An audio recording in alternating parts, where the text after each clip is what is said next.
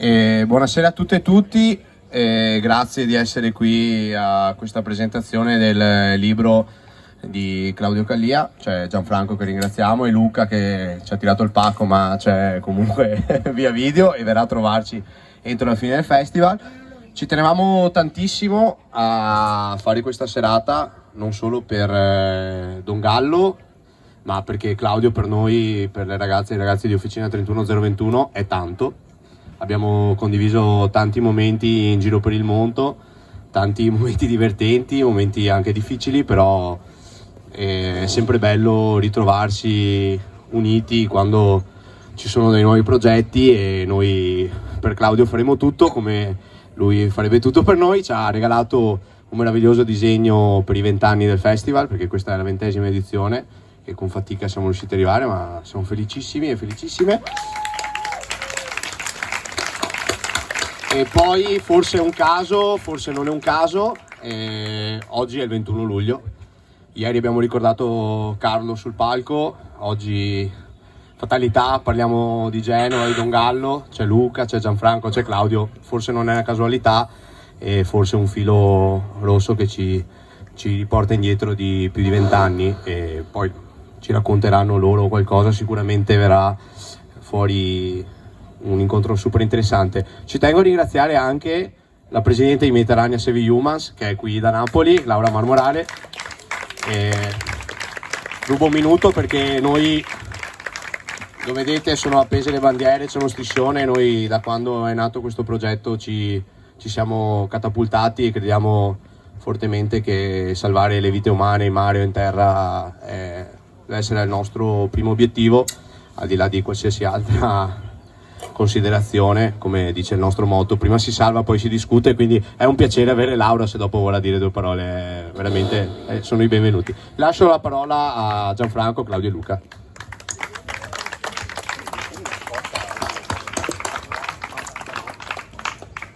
Sì, forse Luca ha bisogno di parlare prima o c'hai un po' di tempo?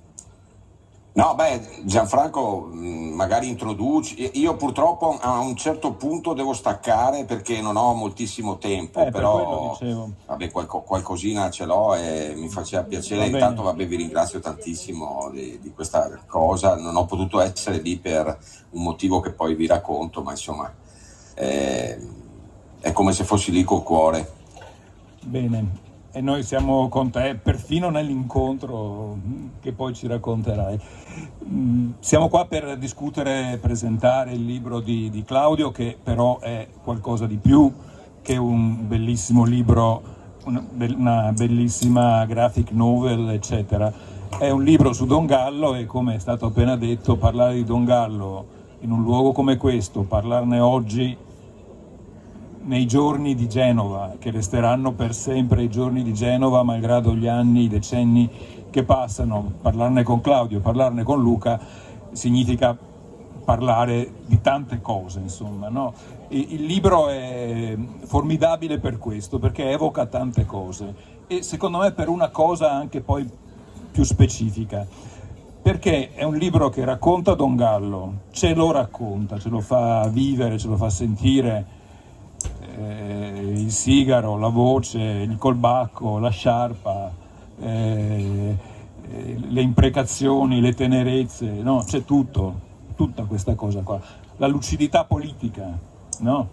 L'antifascismo, che come una seconda pelle, come la pelle anzi, no? Esprimeva l'apertura al mondo, la solidarietà, la fraternità, l'approccio fraterno che aveva per tutte le cose, per tutto il vivente, no?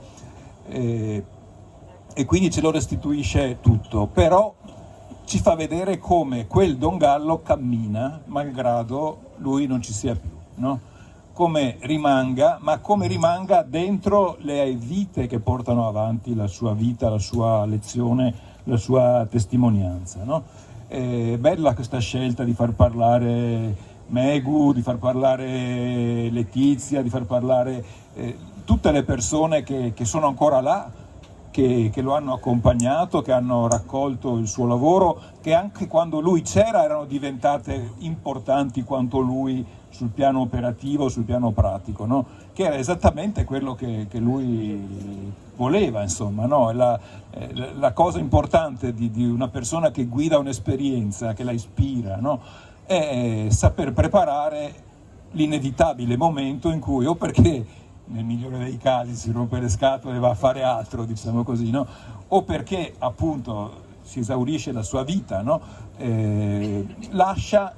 Insegna ad andare oltre, no? Ad andare più avanti, ad andare ancora avanti.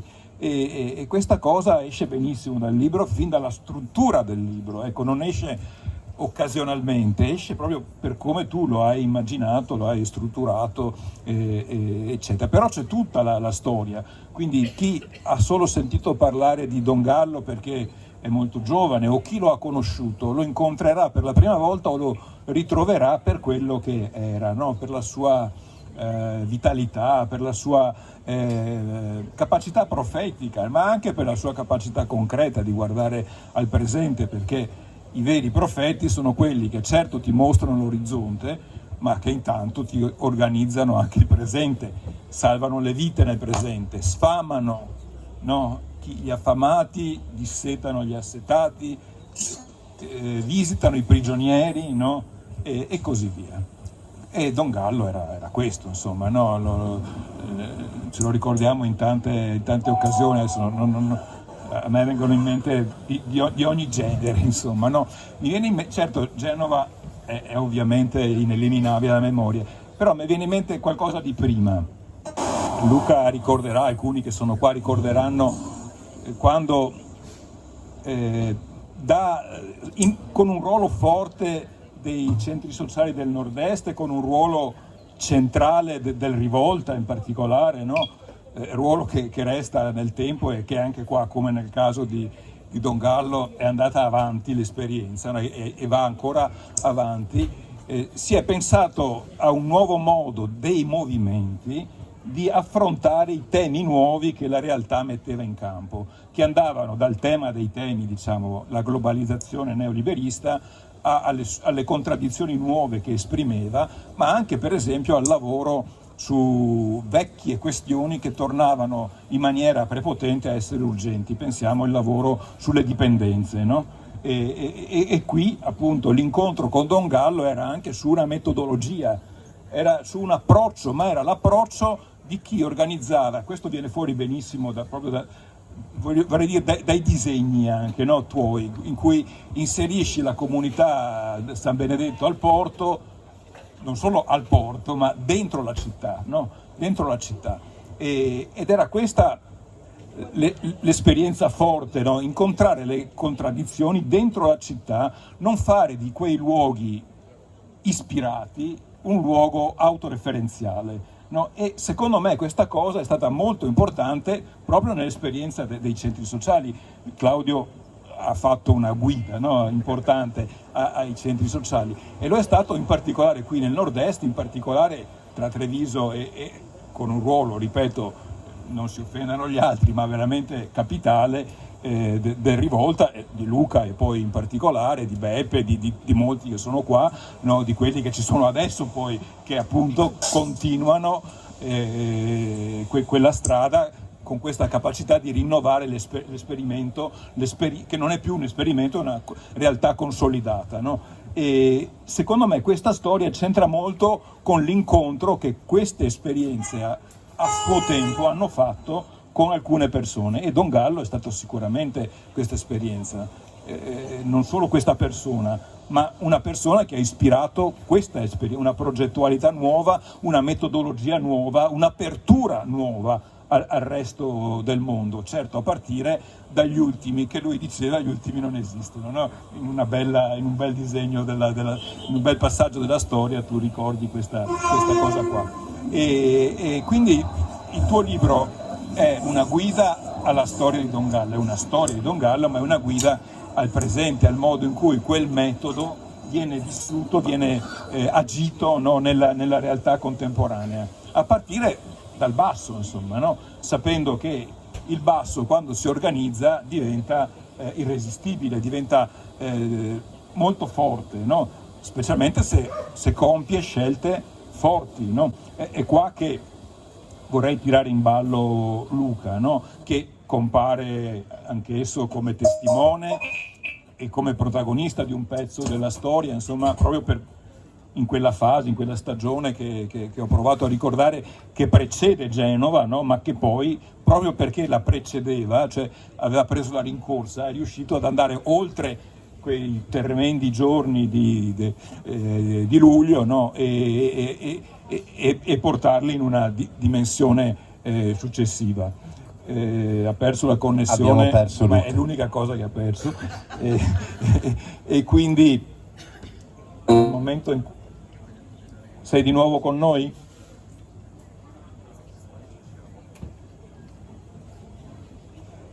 Diamo un istante per capire, Luca.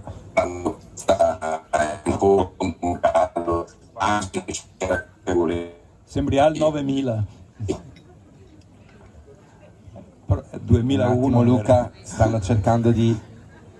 ti sentiamo molto a scatti in questo momento. Aspetta un secondo che i ragazzi stanno lavorando per noi. Intanto, concludendo, magari così cominci a dire due cose tu, no? Cioè, questa storia così complessa, così ricca, il libro la restituisce con la semplicità tipica del suo tratto semplice, intenso, graffiante, no? Che abbiamo visto in tante altre occasioni. A me è particolarmente cara la graphic novel dedicata al petrolchimico, al processo petrolchimico e a tutta la storia del petrolchimico, che resta la migliore introduzione a quella vicenda, complicata anche quella, ma che appunto con la sua capacità di raccontare non è solo tramite i disegni, perché tu curi anche i testi, no? E quindi sei un cantautore, no, sei un narratore e disegnatore, no? E sai sintetizzare con grande efficacia, insomma. Io tanto darei la parola a te, che così ci racconti un po' come hai lavorato e come la vedi questa storia bella e complicata, ma bella, insomma. Allora, intanto grazie a voi per essere qui, a Gianfranco, a Luca che adesso lo ribecchiamo. Per me questa serata mette insieme anche degli elementi che ricorrono nella mia vita. Intanto i ragazzi di Officina, è la prima volta che vengo al loro festival, me ne vergogno, ma li ho conosciuti in Iraq, siamo stati insieme in Marocco, abbiamo fatto un sacco di cose strane insieme, per cui è bellissimo finalmente riuscire ad arrivare qua. Gianfranco, tu sei la prima persona che ha scritto una prefazione al mio primo libro lungo, che era Porto Marghera, La legge non è uguale per tutti. Luca adesso non ci sente probabilmente, ma ha scritto la postfazione al mio secondo libro, che era Primavera, l'intervista a Antonio Negri a fumetti. Parliamo del 2007 e del 2008. Io già ho una sensazione a trovarmi nel 2023 qui con voi. Dai, non le ho sbagliate tutte, no? Insomma, voi li leggete pure ancora i miei fumetti, per cui dai, qualcosa mi sembra che qualcosa sia andata bene. E Danny nella sua introduzione ha parlato di G8. Ecco, questo libro, tanto per dare una curiosità, così, è un libro che io continuo a dire è un libro che nasce dall'amicizia. Perché? Perché succede che io sia uno degli autori che ha collaborato a un'antologia di fumetti, si intitola Nessun rimorso, è uscita per Coconino Press nel ventennale dei giorni del G8, e io in quei giorni ero a Genova. Eccolo qua, è arrivato Luca. Arrivo e ti passiamo la palla tra poco. Certo, no, ma Prima che scompari un'altra volta. Esatto, e per cui concludo su come è nato. È un libro nato dall'amicizia, perché mi ritrovo nel ventennale del G8 insieme, e qui non vedo un termometro che il mondo sia andato bene nel frattempo, nel senso in cui durante il ventennale del G8 le persone che parlavano in giro a presentazioni, a eventi pubblici eccetera, ci ricordiamo tutti i G8, avevamo Don Gallo, avevamo Gianfranco, avevamo Luca, avevamo politici, poeti, scrittori e cose del genere, nel ventennale eravamo tutti fumettisti. Mi sembra che non sia andata benissimo, ecco, come cosa per i movimenti. Per i fumettisti sì. Per i fumettisti sì, senz'altro, però mi sembra non sia andata benissimo. Ma cosa succede? Succede che in quei 3 giorni in cui con Zero Calcare, con altri amici giriamo vari posti eccetera, io rincontro Milena e Megu. Milena è stata per anni una mia collega quando lavoravo a Radio Sherwood, proprio ci vedevamo tutti i giorni per forza di cose, e Megu è il suo compagno, e Megu è stato per gli ultimi lustri di vita di Don Gallo, non riesce a definirsi neppure lui, per cui a volte è autista, a volte è portavoce, a volte è tuttofare, era la persona che aveva cura di Don Gallo, e devo dire che in quei 3 giorni a Genova in cui ero io a spasso, probabilmente ha maturato questa capacità di cura rispetto alle persone, per cui si è preso letteralmente cura di me, mi ha presentato ogni posto in cui andavo a parlare, mi descriveva la sua storia, mi ha portato alla Lanterna di Don Gallo, che è questa osteria che consiglio a chiunque. Da quella volta io non posso passare a Genova senza avere una tappa alla Lanterna di Don Gallo, e come devo ammettere mi succede fin troppo spesso, mangiando così Megu mi propone un libro. Ecco, questa cosa ai fumettisti succede molto spesso, c'è sempre qualcuno che ha più in mente di te che libro dovresti fare, no? Come cosa, e per cui mi capita veramente molto spesso, però cavoli, era Megu, era Milena. A differenza di molte altre volte quando mi viene proposto il soggetto di un libro, questo pensiero inizia a sedimentarsi, fino a che un anno dopo mi viene dimostrato un interesse da Feltrinelli Comics rispetto a fare un progetto. Io tra l'altro avevamo 2 cene di seguito, in 2 serie di seguito, sbaglio la prima sera, nel senso, mi chiedono un libro a bruciapelo e dico vabbè, io tra 10 giorni parto in Iraq, verso l'Iraq, che è una cosa che mi capita spesso, magari poi capiremo come mai, per cui va bene, facciamo un libro sull'Iraq. Però io quella notte torno a dormire, eravamo a un festival di fumetti e dico cavoli, ma io ho questa cosa che mi hanno detto Megu e Milena l'anno scorso a Genova, ma che non sia il caso di tirarla fuori. La tiro fuori la sera dopo, dice scusa ho sbagliato, no ma io ho già chiesto il libro per l'Iraq, può andare bene, però io avrei questo soggetto qua. Ci stringiamo la mano con Tito Faraci, direttore della collana Feltrinelli Comics, e decidiamo che il mio libro sarebbe stato un libro su Don Gallo. Per cui ecco, questo libro nasce a Genova, nasce nel ventennale del G8 e nasce come un tributo a delle amicizie. Questa è l'introduzione, e Luca poi insomma è stato coinvolto verso la fine della lavorazione, tra l'altro dando una chiave mica male che mi ha aiutato anche a come chiuderlo, come chiudere il discorso del libro. E insomma mi sembra anche in questo palco, ma non solo in questo palco, ma qui davanti siamo un sacco di amici, e mi piace confermare che questo libro continui questa strada dell'amicizia.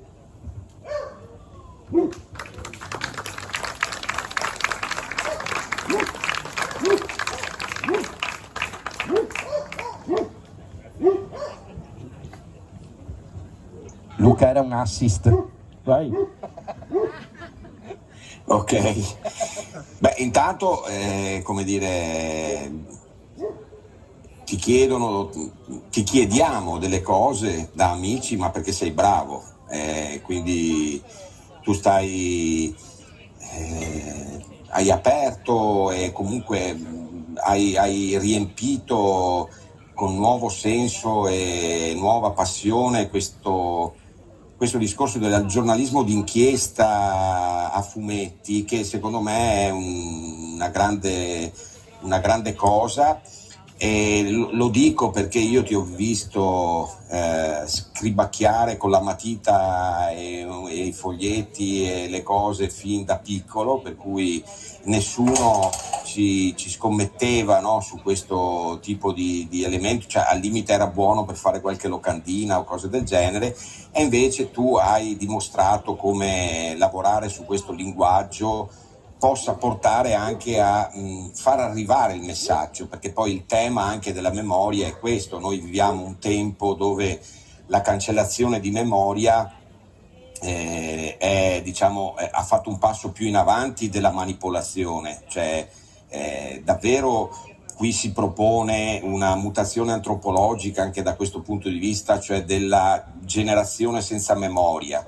E quindi è un elemento insomma interessante, anche perché poi le chiavi che scegli, io lo dico, anche questa scelta tua di raccontare Don Gallo per esempio a partire dalle persone che l'hanno incontrato, è una scelta, ci sono sempre dei tagli molto interessanti che non hanno niente a che vedere con la tra virgolette celebrazione, con qualcosa di museale, hanno a che vedere invece con la come dire, con le tracce, hanno a che fare con questa voglia di leggere le mappe, della cartografia di quello che noi siamo, e siamo tante cose tutti insieme, non siamo una cosa sola, siamo tante cose, tante storie, tante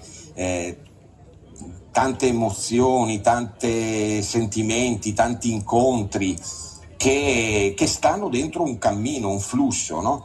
E io penso che i tuoi libri, e questo anche di Don Gallo naturalmente, sono un grande contributo a costruire quest'idea di memoria, che è una memoria viva, ecco.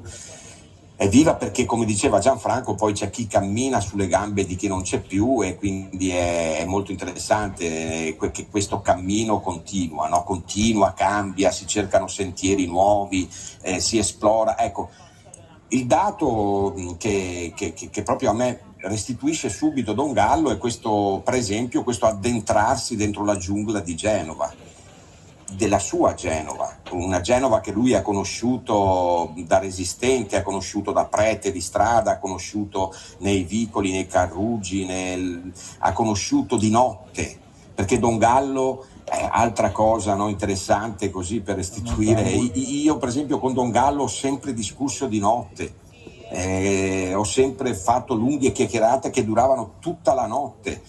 Lui a un certo punto poi tutti e due ci appisolavamo, poi si risvegliava, si ripartiva quindi il meccanismo profetico e visionario di Don Gallo è stato davvero proprio incarnato nel suo modo di vivere, e questo è un altro dato del Don Gallo, del Gallo come lo chiamavamo noi. Il Gallo, lui ti raccontava quello che viveva e parlava di quello che viveva, non è che parlava di un'altra, cioè diciamo faceva le profezie, come diceva Gianfranco, no? I profeti sono incarnati nell'agire, nel vivere nel mondo ma non del mondo, ecco, sono nel mondo ma non sono del mondo. E infatti io con Claudio, quando lui mi ha detto questa cosa, ero molto contento, ovviamente, ma eravamo nella bassa dove io mi vado a rifugiare perché ho bisogno della mia tribù anche spirituale di sempre, e c'era anche Claudio, eravamo tutti amici, ecco, e fratelli, anche sorelle direi, perché diciamo è un'amicizia di quelle che come con Gianfranco, cioè possiamo non vederci per 20 anni, ma noi abbiamo vissuto delle cose che hanno cementato proprio a livello diciamo, hanno plasmato un legame che non è che si può rompere. E quindi è una cosa insomma bella questa qua, no? Di ritrovarsi, anche se si è in giro per il mondo, se si fanno tante altre cose, ma poi ritrovarsi dentro a queste storie comuni, perché ritrovi i tuoi legami. Però è un bel momento. Sì, veramente hai fatto una chiusura, cavolo. Come? Cosa? Si era interrotto sul legame che era favoloso come... Sì, vabbè, ma mi interrompo anche No, perché io dopo, quando parto su queste robe, cioè, sono talmente affascinanti, perché guardate, è davvero, cioè io non so se è la sensazione che ho io e basta, perché sono fuori di testa come al solito, però io veramente la sensazione di discutere insieme queste cose, cioè a questo livello, non a livello tra virgolette banale, ma di cosa è questa storia di 1000 storie, di cosa compone. Pensate, una figura come Don Gallo, davvero un profeta dei nostri tempi, ma è una roba e abbiamo avuto la fortuna di incontrarlo nella nostra strada e ha cambiato la nostra strada, perché abbiamo fatto poi la strada insieme a lui, e non è che lui ce l'avesse già la strada sua, l'abbiamo scoperta insieme, perché l'altro dato che volevo dire, sta scoperta di Genova lui la fa in tutte le epoche, perché Genova cambia. E quindi anche questa cosa qua ci fa riflettere. Il tema della ricerca non può essere la ricerca della riproduzione di quello che c'è stato, ma è la ricerca dello sconosciuto, è la ricerca dell'ignoto. E questo il grande Don Gallo, proprio il suo spirito era questo, era addentrarsi nell'ignoto dove non va nessuno. E quindi questa cosa qua da prete, perché sempre anche questo elemento ritorna, no, anche nel libro di Claudio. Don Gallo mai mi ha detto in tanti anni, la prima volta che ci siamo conosciuti con Don Gallo ero a Leoncavallo, era nel 93, perché come ricordava Gianfranco siamo partiti da questa relazione forte a partire dalla battaglia antiproibizionista che l'allora amministrazione comunale di Venezia faceva dal punto di vista di un assessorato che era quello di Gianfranco totalmente innovativo. Non so se Gianfranco ti ricordi il primo il viaggio che abbiamo fatto io, te, Daniele Farina del Leoncavallo a Francoforte. Sì. In aereo, erano storie pazzesche, appunto il Rivolta ha avuto un ruolo incredibile perché era dentro questo meccanismo. E Don Gallo a Leoncavallo proprio cioè si vedeva che dovevamo camminare insieme, perché era proprio davvero, aveva questo spirito forte di ricerca, di aprire, no, col macete proprio la strada dentro una giungla, no, che era la giungla ed è la giungla della diciamo del tempo che viviamo, no? Dove appunto adesso per esempio c'è tutto il tema della cancellazione di memoria, non è mica una roba da niente, perché significa proprio davvero una mutazione antropologica difficile da affrontare, no? Però a me veniva in mente questa caratteristica, e chiudo, l'eresia.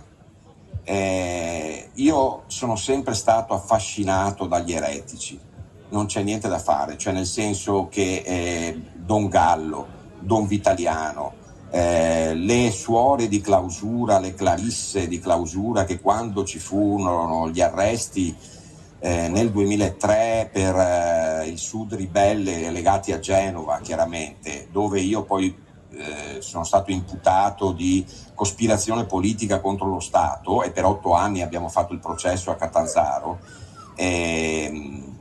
Le clarisse che ti dicono durante quei giorni dove restavano i compagni, io ero corso giù con Don Vitaliano, che ti dicono: se c'è qualcuno che ha bisogno noi qua ci abbiamo del posto, qua non vengono. Cioè questi sono i livelli, capite? Cioè è una cosa che è successa straordinaria, e che continuano a succedere cose straordinarie che non vi sto neanche a dire adesso, però potete immaginarlo, dentro questo filone dei profeti eretici, ed è una cosa, accusati di eresia dai custodi della parola e della legge.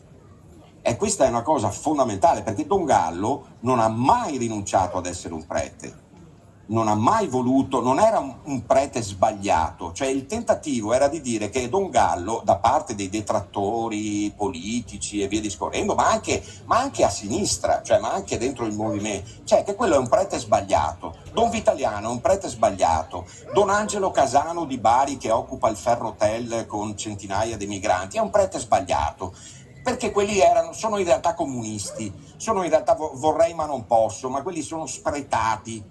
Mettete, cioè, questa cosa, queste valutazioni vanno bene sia alla destra che anche a una certa sinistra, no? Perché tanto il tema è che tutti restino dentro i cliché che devono avere, che gli hanno affidato.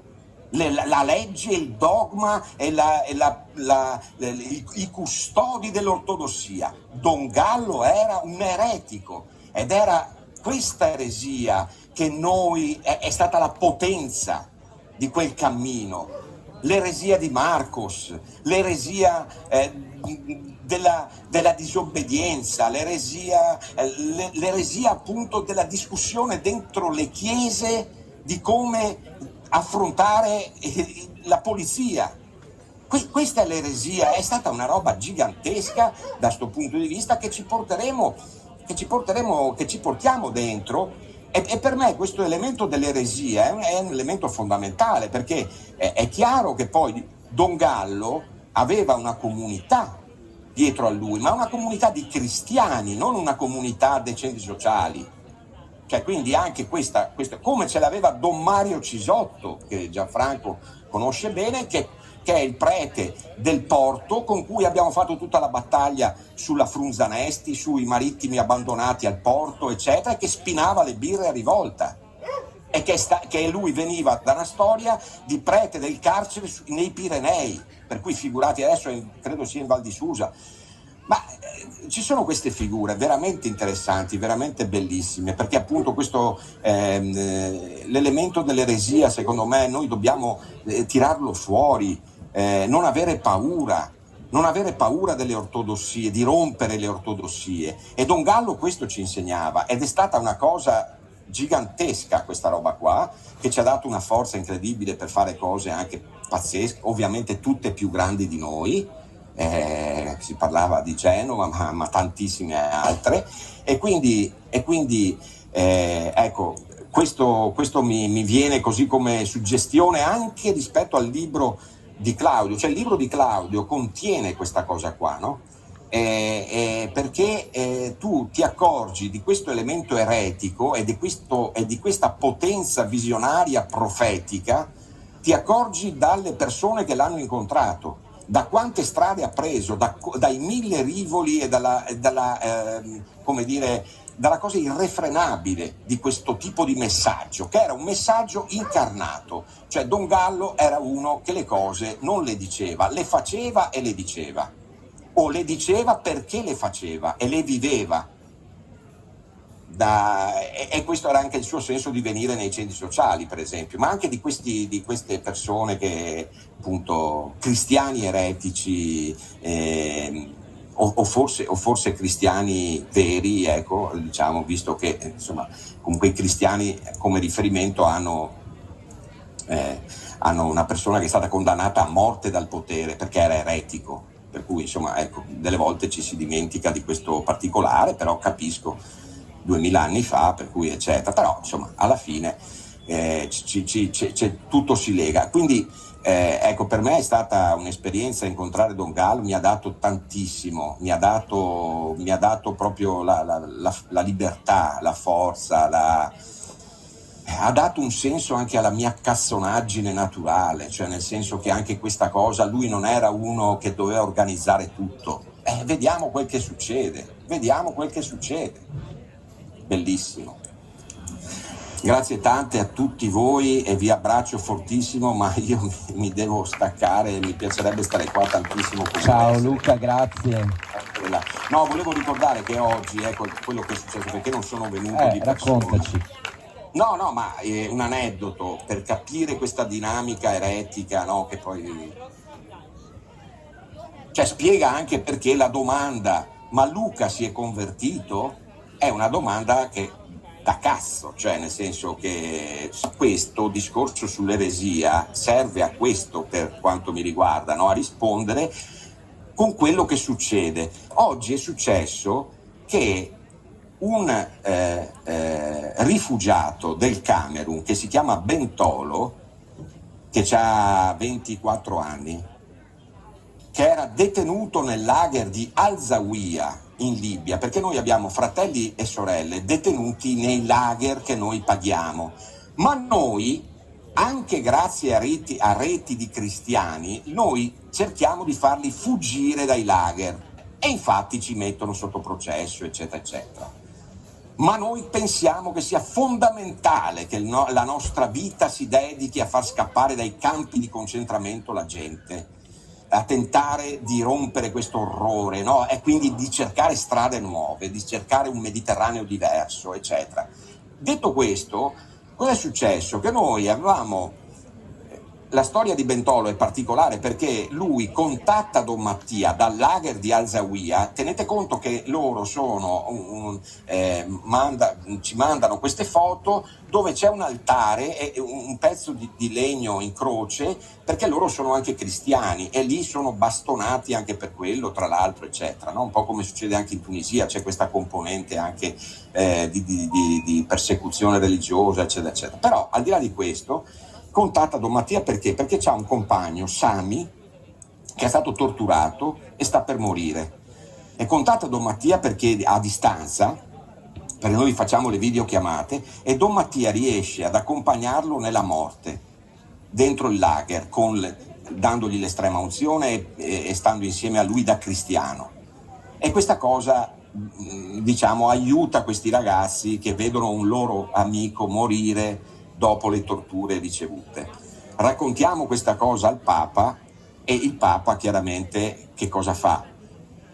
Tempo una settimana vuole fare una videochiamata dentro il lager e quindi organizziamo e il Papa telefona dentro il lager con la videochiamata, con un telefonino che si passano tutti di nascosto, eccetera, eccetera, e David Yambio, che poi miracolosamente compare in Italia perché riesce a fuggire da questo lager, parla col Papa, parla direttamente col Papa e il Papa gli dice: forza, stiamo cercando di fare di tutto per aiutarvi, avanti, non perdete la speranza, sono con voi, eccetera, eccetera. Ok, oggi il Papa ha voluto incontrare Bentolo, perché Bentolo poi è riuscito a scappare, è riuscito a mettersi in mare, l'ha salvato Sea-Watch perché stava annegando in mare, era andato giù il gommone, ed è arrivato in Italia. Quando abbiamo saputo, ha voluto incontrarci, ma il bello è che il Papa, quando ha saputo che era qua, ha detto: ma lo dovete portare immediatamente.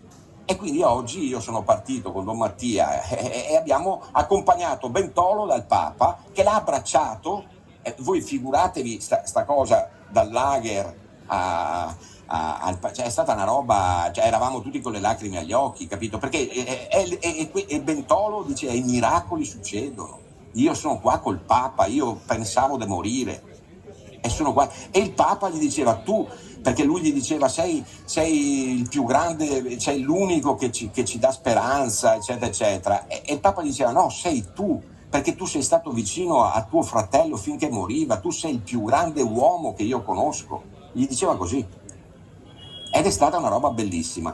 Questo per dire che, come dire, Don Gallo, vi ricordate, no, tutto il periodo in cui questi preti di strada erano discriminati dalla chiesa ufficiale, eccetera, eccetera. Beh, c'è uno adesso vestito del bianco che, insomma, vabbè, è anche uno che, come dire, mi ha invitato al sinodo, per cui potete ben capire che roba sta succedendo con Papa Bergoglio. Ecco, volevo raccontarvi questa storia, il motivo per cui non sono lì fisicamente, ma penso di essere andato lì dal Papa con Bentolo anche a nome di tutti e tutte voi. Però vogliamo che scriva la giustificazione il Papa, Certo. Fatela scrivere, ce la manda qua. Ciao ragazzi, grazie. Claudio, grazie, Danny, tutti quanti, e tanto ci vediamo il 4 di agosto lì da voi. 9 posse. Sì, perché vengo su col camper con i figli, quindi mi parcheggio il camper là e stiamo insieme. Luca, Don Mattia è un altro di quei preti, no? Ciao ragazzi. Ciao Luca, grazie. Ciao, ritorno. Beh, tutta l'intensità che abbiamo sentito da Luca è presente nel libro, messa in ordine, diciamo, no? Raccontata attraverso una storia, attraverso ciò che le immagini trasmettono con più facilità, no? Ma con la stessa intensità, con lo stesso spessore. Prima stavi raccontando che stai lavorando su questi percorsi, no? Anche su ciò che circonda il nostro Mediterraneo, sulle storie che vi si affacciano e che poi rischiamo di dimenticare. Non è solo la memoria di cose passate che rischiamo di dimenticare, ma rischiamo di non vedere quello che succede, no? Stai lavorando su questo, no? Assolutamente, sì. Allora, intanto mi piace collegarmi a quello che diceva Luca su appunto a cosa serve, no? Oggi, a 10 anni dalla scomparsa di Don Gallo, no? A raccontare la sua vita. Io penso serva esattamente a questo, non tanto a raccontare la sua vita in quanto sé, ma in quanto a presentare a un mondo di oggi, e penso che siamo in tanti che ci proviamo in un momento anche particolarmente buio per la democrazia italiana e che non prevede nulla di buono a venire nei prossimi anni. Ecco, Don Gallo, se i più maturi di noi ricorderanno, Don Gallo era una voce che esisteva nello spazio pubblico e che diceva delle cose nello spazio pubblico. Ecco, oggi queste voci sono ridotte a relitti ideologici, macchiette o cose del genere. Ci manca la sua voce, ma ci mancano i suoi contenuti nello spazio pubblico di oggi. Io spero che questo libro, come tante altre cose che fanno tanti altri, abbiamo anche un bel concerto questa sera a dimostrarlo, serva a rimettere in circolo delle idee, dei concetti, le lotte che Don Gallo portava avanti. E io, appunto, per rispondere a te, ho intrapreso da qualche anno, e tra l'altro lo ritengo molto simbolico. Io la prima volta che scendo in piazza nella mia vita ero uno studente delle superiori e scendevo in piazza per fare le manifestazioni contro la guerra in Iraq. Mi ritrovo per dei casi assurdi della vita nel 2016 per la prima volta a andare a tenere 4 laboratori di fumetto in Iraq, e da quel momento 1-2 volte all'anno io continuo a andare nel Kurdistan iracheno, dove Sulemania è la città d'elezione dove passo di più, a tenere laboratori e a fare cose. Adesso quello a cui sto lavorando, io sono stato in Iraq 2 settimane fa, l'ultima volta, e ci sono stato perché per la prima volta, e io mi sono opposto e mi oppongo da anni a questa cosa, mi hanno chiesto di fare un libro per loro. Io mi sono opposto perché formo fumettari iracheni dal 2016 e dico: ma cavoli, e ancora devo farli io? Loro però hanno in mente una storia, la storia di Kamaran Najid, il fondatore della prima agenzia di fotogiornalismo in Iraq, curdo, iracheno, e lui nel 2014 si è ritrovato in prima linea nei combattimenti tra Peshmerga e ISIS, fu ferito, fu sequestrato dall'ISIS. Sono ancora suo fratello ancora non lo darebbe per morto come cosa, perché nessuno ha dichiarato dove è stato sepolto come cosa, per cui per anni la famiglia e tutte le persone che gli stavano vicino, la sua stessa agenzia, non ha parlato di lui, continuando un sottobosco di trattative per capire che fine avesse fatto. Alcuni credono sia ancora vivo, eccetera, però hanno deciso adesso nel 2023 di raccontare la sua storia, cosa che non hanno mai fatto, e hanno scelto me per fare questa cosa, nel senso che loro hanno avuto, come capirete, è una cosa molto notiziabile, hanno avuto anche delle proposte da Netflix, ma le hanno ritenute un'americanata come cosa. Hanno detto: ci fidiamo di te. Io sono andato lì a intervistare le persone, ho fatto un lavoro veramente proprio come, cioè, reduce da questo libro, ho fatto un lavoro esattamente di questo tipo, e ora sono tornato a casa con tutte le interviste, i genitori, le persone che l'hanno conosciuto, eccetera, anche non persone... carino è un brutto aggettivo per dire questa cosa, però è molto interessante rilevare, aveva dei genitori integralisti, i fratelli e le sorelle hanno avuto dei periodi nella vita da integralisti e sono tornati indietro, eccetera. Per cui ho raccolto tutte le testimonianze sulla sua vita e questo è il libro che mi troverò a raccontare, che sto disegnando ora, e che è una cosa un po' pazzesca per me pensare. Sono riuscito già a pensare cos'è un contratto di edizione in Iraq, è un po' un casino, come i miei libri con Becco Giallo, il mio libro con Feltrinelli e il mio libro con i curdi oggi, tutto si basa sulla fiducia come tipo di lavoro, e appunto sto affrontando questa cosa qua e devo farlo entro dicembre, perché poi ragazzi, vai lì, pensi di avere un anno di tempo, invece poi i tempi stringono, per cui io in questo momento, questa è l'ultima presentazione estiva del libro di Don Gallo, perché io poi mi sto immergendo in quest'altra storia.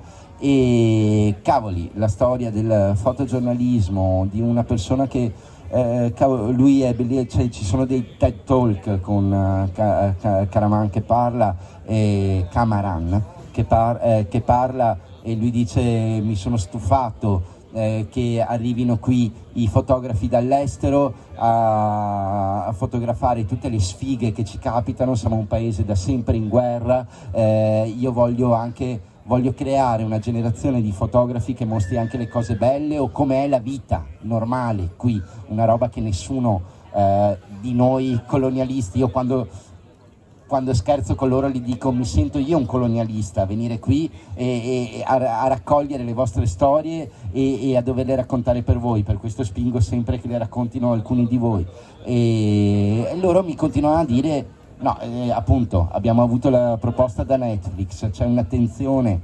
internazionale su questa cosa, io li sto aiutando per molte altre cose nei fumetti, però hanno detto: vogliamo è brutto ma è esattamente quello che vogliono, un prodotto che sia capace di stare nel terreno internazionale, e questa è la sfida che ecco, quello che mi fa ridere, quello che mi fa ridere è che io sto ragionando su un libro al momento che uscirà in inglese e in curdo, non è un libro che è previsto a dicembre in Italia, ecco, poi ci lavoreremo sopra, però è per questa cosa qua. Però vedi, per loro è fondamentale, per chiunque si trovi nel cono d'ombra per quanto riguarda l'attenzione generale, no? Ma nell'epicentro di una contraddizione durissima come quella che vivono loro è fondamentale rompere l'isolamento della comunicazione, no? E quindi comunicare tra loro in curdo e usando la lingua, il medium internazionale, insomma, no?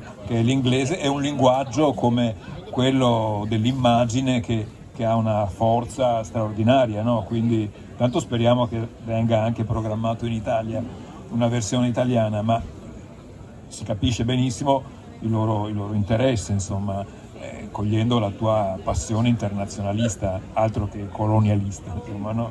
In questo senso è proprio quello che esprimeva Don Gallo, no? Questa apertura al mondo in cui si è fratelli e sorelle di tutti, no? Tanto più di chi si trova in una situazione molto, molto, molto difficile. E mi pare che proprio, non so, forse dobbiamo chiudere, che proprio su questo passaggio qua verifichiamo ancora tutta l'attualità della storia che abbiamo raccontato parlando di Don Gallo, no? Delle cose che diceva Luca, di quelle che tu dici col tuo libro e che hai ripreso in parte anche qua, no? È una storia che continua, che evolve, no? Che anche a distanza agisce dalla stessa parte, no? È un po' il tema che diceva prima Luca, delle persone che anche perdendosi di vista in realtà non si perdono di vista, no? È il concetto che Nietzsche le chiama amicizie stellari, no?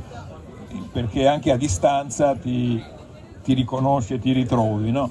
E questa cosa è molto bella, è molto importante, è quello che fa sì che non ti senti mai isolato anche quando sei da solo, no?